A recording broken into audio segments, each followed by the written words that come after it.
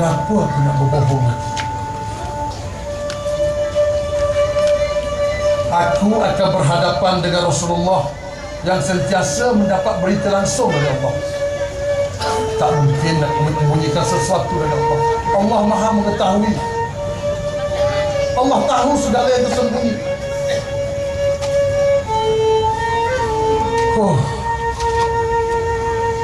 Aku tersesat lagi dengan bisikan syaitan. Astagfirullah. Astagfirullahaladzim.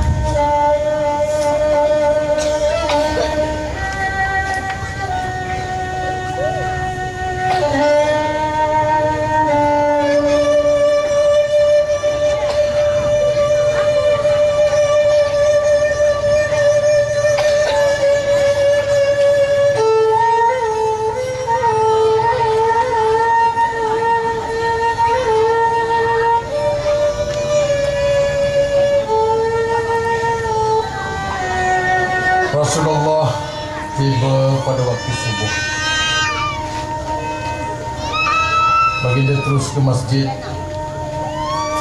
seperti yang lazim dilakukan apabila pulang daripada perjalanan jauh.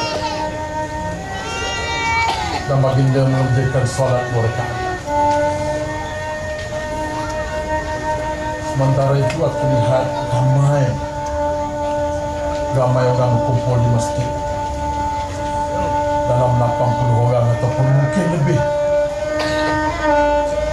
Mereka menunggu nak menghadap Rasulullah, hendak memohon ampun dengannya dan menerangkan sebab-sebab mereka tak ikut ke medan perang. Selesai solat, Rasulullah beralih menghadapi orang ramai. Dia menerima mereka seorang demi seorang. Kebanyakan mereka atau hampir semua mereka mohon ampun dan bersumpah dengan mengemukakan berbagai-bagai alasan masing-masing. Aku tak tahu sama ada mereka berkata yang benar atau mereka berdusta. Tapi Rasulullah menerima alasan dan sumpah mereka. Rasulullah memohon keampunan untuk mereka. Manakala urusan hati diserahkan kepada Allah yang Maha Mengetahui. Sekarang tiba giliran. Assalamualaikum ya Rasulullah. Aku menyesal. Rasulullah menjawab, tapi lihatlah, senyuman itu sebagai senyuman orang yang marah. Tapi walaupun apa pun aku telah bersedia. Ta'al, dia menjemput aku ke hadapan. Aku pun melangkah ke hadapan dan duduk betul-betul di hadapan Rasulullah.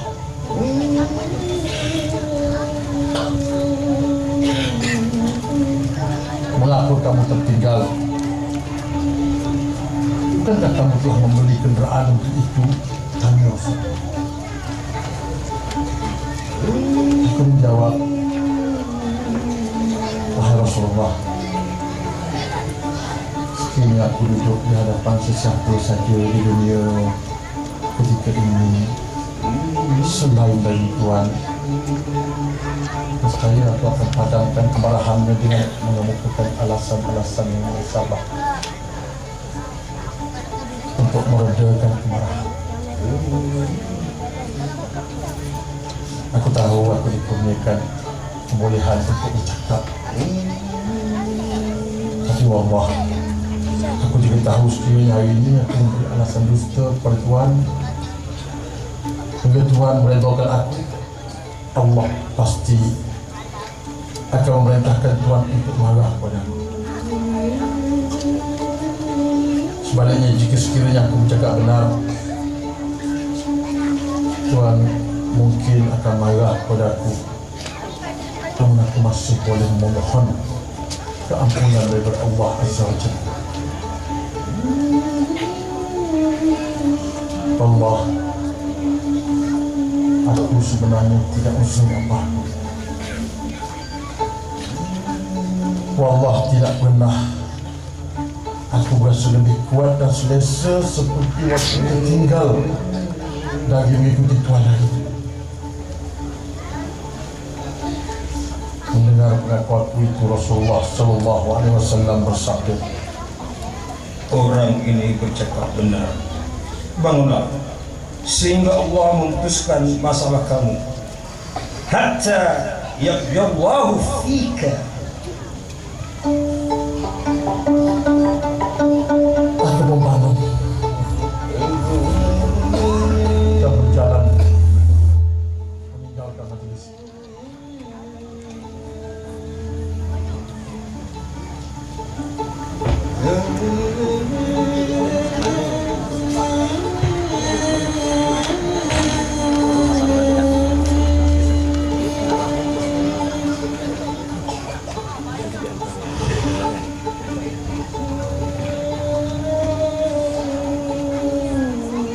Ketika aku berjalan keluar meninggalkan majelis dari masjid pada hari itu, serta Rasulullah mengatakan bahawa masalahku akan diputuskan sendiri oleh Allah Subhanahu Wa Taala. Rupanya ada beberapa orang daripada Bani Salamah ikut berjalan keluar di belakang, dan mereka berkata kepadaku, Allah, tahu kami kamu tak pernah membuat dosa sebelum ini, tapi hari ini kamu menunjukkan kelemahan, tidak memberikan alasan kepada Rasulullah Sallallahu Alaihi Wasallam sebagaimana yang dilakukan oleh orang-orang lain yang tidak ikut berperang.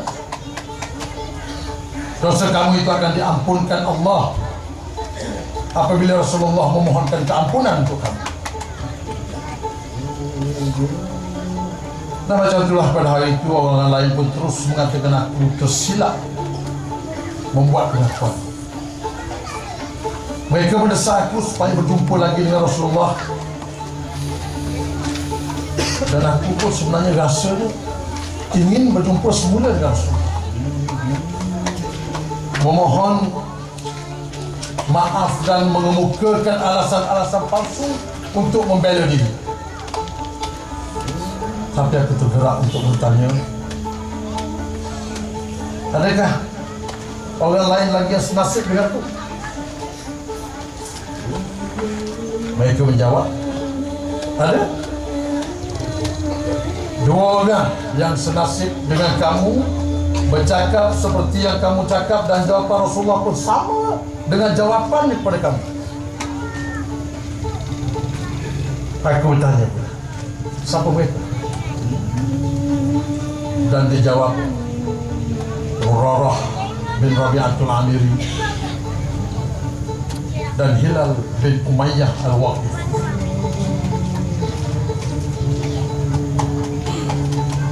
Murarah bin Rabi'atul Amiri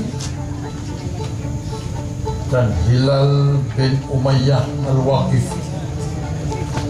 dua orang lelaki soleh yang ikut bertempur dalam perang Badar. Aku kira mereka berdua telah menunjukkan teladan yang baik, dan aku tak perlu bergajak dari pemberian.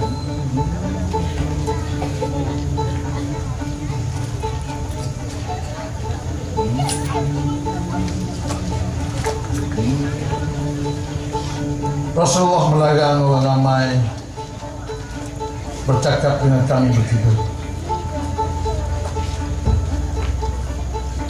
Orang ramai menjauhkan diri dari kami. Mereka menunjukkan sikap yang berbeza, hingga bumi Madinah pun terasa asing, bukan lagi tempat yang dikenal. Dua orang sahabat itu terus berkurung di rumah mereka dan menangis. Aku lebih muda daripada mereka dan lebih kuat. Aku terus keluar seperti biasa, sembahyang di masjid, berjalan di pasar. Tapi tak seorang pun yang mau cakap. Satu hari ketika Rasulullah berada dalam majlisnya, seperti biasa selepas waktu solat, aku datang dan terus memberi salam kepada dia. perhatikan bibirnya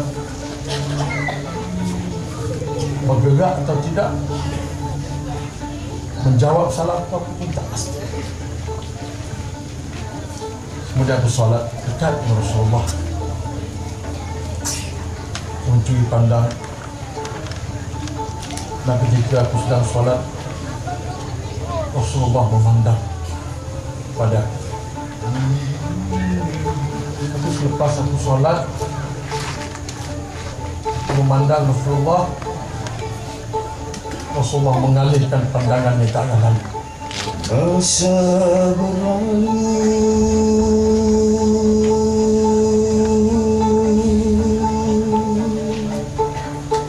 hari berganti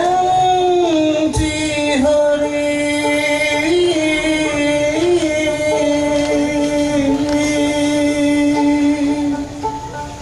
minggu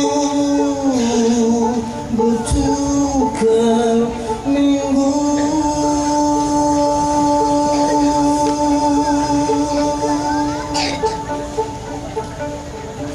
Orang-orang Islam terus menyisihkan Ka'bah.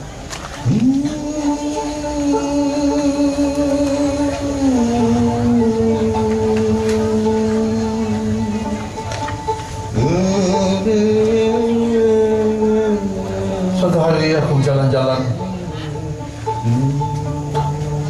akhirnya aku sampai ke rumah Abu Qatadah, anak kepada bapa saudaraku, orang yang paling dapat dengan aku.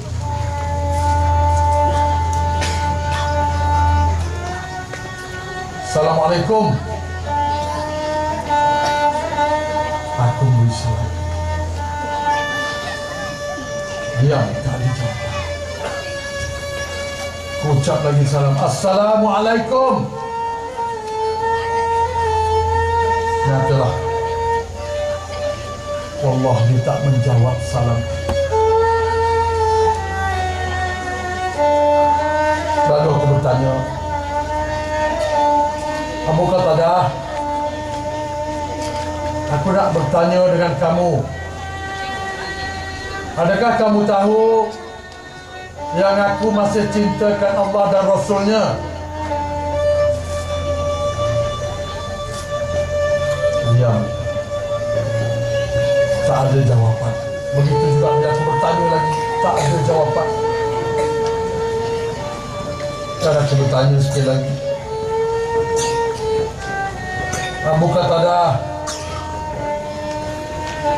aku bertanya kepadamu, tahukah engkau bahawa aku masih cintakan Allah dan Rasulnya? Tiba-tiba dia menjawab, Hanya Allah dan Rasulnya yang lebih mengetahui. sedih tak terperi. Orang yang paling rapat dengan aku, sepupu aku sendiri, yang aku kasih, menunjukkan sikap sedingin itu terhadapku. Aku pun beredar di situ.